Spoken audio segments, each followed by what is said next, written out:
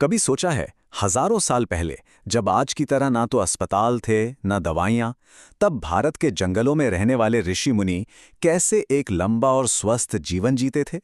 असल में उनके पास एक ऐसा ज्ञान था, एक ऐसा राज था जो बीमारियों को जड़ से ही खत्म कर देता था।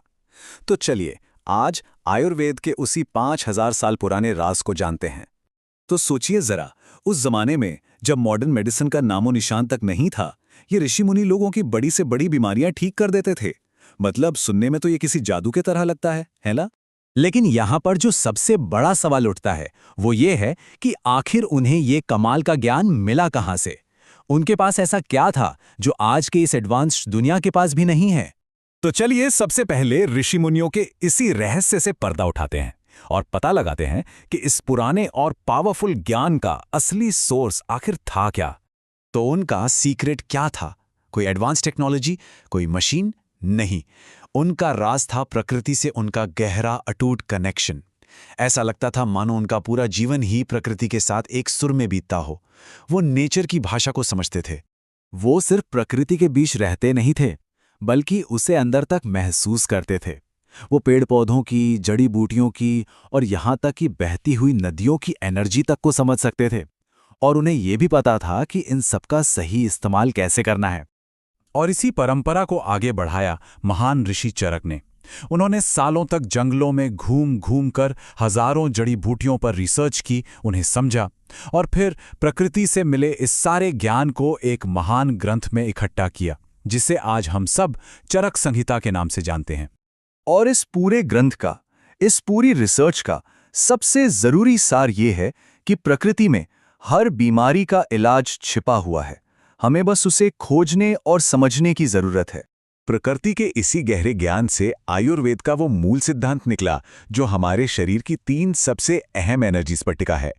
चलिए अब ये समझते हैं कि ये 3 ऊर्जाएं आखिर हैं क्या। आयुर्वेद की फिलॉसफी बहुत सीधी है। वो ये कहता है कि कोई भी बीमारी तभी होती है जब हमारे शरीर की 3 बेसिक एनर्जीज, जिन्हें दोष कहते हैं, उनका बैलेंस बिगड़ जाता है।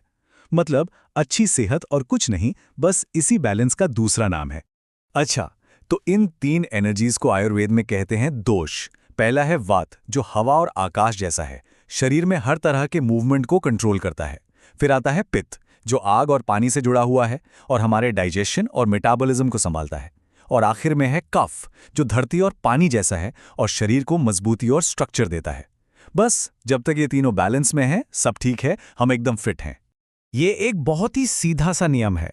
जब तक इन एनर्जीज में संतुलन है, तब तक सेहत है। और जैसे ही ये बैलेंस थोड़ा भी ऊपर नीचे होता है, बीमारियां शरीर में अपना घर बनाना शुरू कर देती हैं। तो पूरा का पूरा खेल इसी बैलेंस का है। तो अब सवाल ये है कि ऋषि मुनि इस नाजुक बैलेंस को बनाए कैसे रखते थे? वो 3 मेन चीजों का इस्तेमाल करते थे। सही तरह का खाना, रोज योग और प्रकृति से मिलने वाली जड़ी बूटियां। अब थ्योरी से थोड़ा आगे बढ़ते हैं और देखते हैं कि वो अपनी रोजमर्रा की जिंदगी में, अपनी दिनचर्या में ऐसा क्या खास करते थे जिससे ये बैलेंस कभी बिगड़ता ही नहीं था और वो हमेशा एनर्जी से भरे रहते थे। देखिए, उनकी दिनचर्या कितनी सिंपल लेकिन पावरफुल थी। सुबह सूरज उगने से भी पहले उठना, ताकि वो यूनिवर्स की पहली एनर्जी को महसूस कर सकें। फिर ध्यान, मन को एकदम शांत करने के लिए। गुनगुना पानी पीना, ताकि बॉडी अंदर से क्लीन हो जाए। खाना पीना भी एकदम हल्का और सात्विक। प्रकृति के साथ कुछ समय बिताना। और हाँ, रोज योग और प्राणायाम तो था ही। यही वो तरीका था जिससे वो वात, पित्त और कफ को हमेशा बैलेंस में रखते थे। और इन बहुत ही साधारण सी दिखने वाली आदतों का असर कमाल का होता था।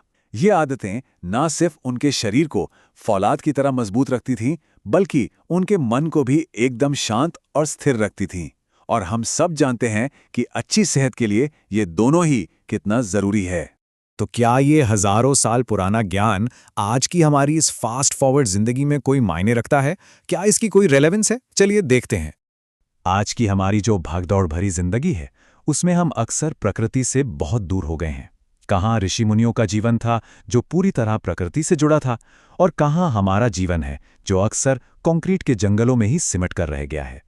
लेकिन हमारे पुरखों का, हमारे ऋषि मुनियों का ये ज्ञान आज भी उतना ही पावरफुल और जरूरी है जितना हजारों साल पहले था।